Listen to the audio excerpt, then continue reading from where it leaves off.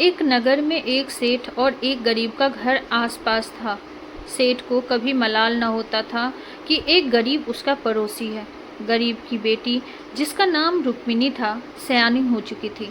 एक रोज गरीब ने सेठ से कुछ उधार पैसे मांगे ताकि सयानी हुई बेटी के हाथ पीले किए जा सके, परंतु सेठ ने उसे इनकार कर दिया।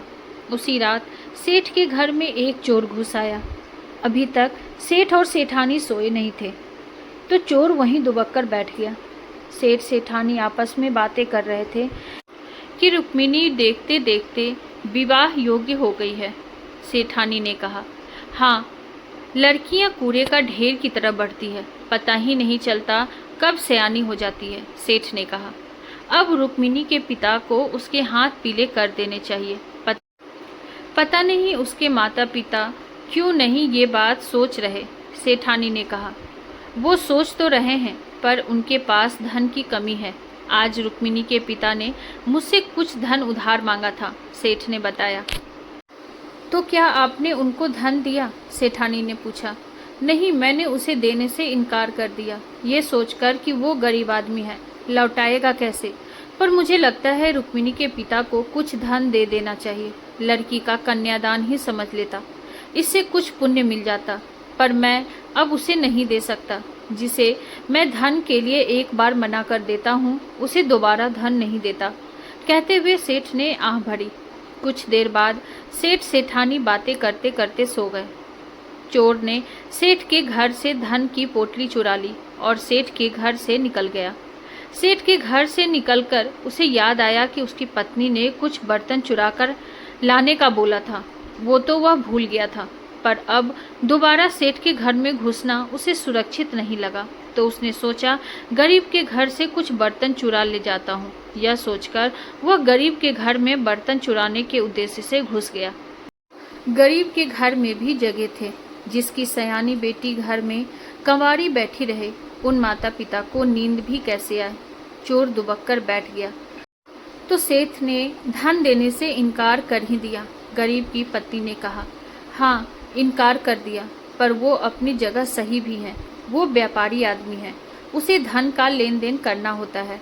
हम उसे समय पर धन ना लौटा पाए तो उसके व्यापार की पूंजी अटक जाएगी। अब उसे भी अपना सोचना होगा। गरीब ने ये कहते हुए ठंडी आह भरी। परंतु आप जानते हो ना, रुक्मिणी की उम्र 16 वर्ष हो चुकी है और उन सन्यासी बाबा ने कहा था कि अगर 17 वर्ष के होने तक इसका विवाह न किया तो रुक्मिणी की मृत्यु हो जाएगी। रुक्मिणी को 17 वर्ष की होने में केवल 4 मास शेष बचे हैं। नहीं तो हमारी इकलौती बेटी हमें बुढ़ापे में बेसहारा छोड़कर भगवान को प्यारी हो जाएगी। गरीब की पत्नी ने सुबकते हुए कहा, हाय रे मेरी किस्मत, मुझे गरीब के घर पैदा किया और साथ में रुक्मिणी को मिला अभिशाप। मैं क्या करूं? कहां से धन लाऊं उसका कन्यादान करने के लिए? इससे बेहतर ईश्वर रुक्मिणी की जगह मेरे प्राण ले ले। गरीब ने आह भरी। चोर सब सुन रहा था। चोर ने सोचा, मैं तो अपनी मौज मस्ती के लिए चोरी करता हूँ। असली धन की आवश्यकता तो इस गरीब को है, वरना इसकी बेटी मृत्यु को प्राप्त हो जाएगी। वो संतान को खोने का दर्द वो समझता था। दो वर्ष पूर्व उसके छोटे पुत्र की सर्पदंश से मृत्यु हो चुकी थी। मुझसे अच्छा तो वो सेठ ही है, जिसने कम से कम इसे धन देने का सोचा तो सही। उसने रसोई में से कुछ बर्तन चुराकर अपनी साथ में लाई झोली में डाल दिए। चूल्हे में से एक कोयला निकाला और आंगन में ये लिख कर दिया, सेठ की तरफ से रुक्मिणी के विवाह के लिए दिया गया धन। एक चोर उसके पास धन की पोटली रखकर और चुराए हुए बर्तन लेकर वहां से रफू चक्कर हो गया, क्योंकि उसे भी पत्नी से उलाहना नहीं लेना था। सुबह दोनों घरों में हड़कंप था, सेठ के यहाँ धन चोरी से और गरीब के यहाँ धन मिलने से और बर्तन चोरी होने से। एक बार तो गरीब ने सोचा, क्यों न धन छुपा लो, रुक्मिणी का विवाह कर दूंगा। फिर उसने सोचा कि लोग पूछेंगे तो क्या कहूँगा, धन कहाँ से आया और लोग शक करेंगे सेठ के घर मैंने चोरी की है। मुझसे अच्छा तो वो चोर ही अच्छा निकला, जो मेरी व्यथा सुनकर चुराया हुआ धन रुक्मिणी के विवाह के लिए छोड़कर चला गया।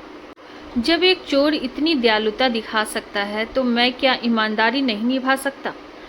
गरीब सेठ के घर की पोटली उसके घर ले गया और सारा किस्सा कह सुनाया। सेठ को अपने घर लाकर चोर की लिखी हुई बात भी पढ़ाई।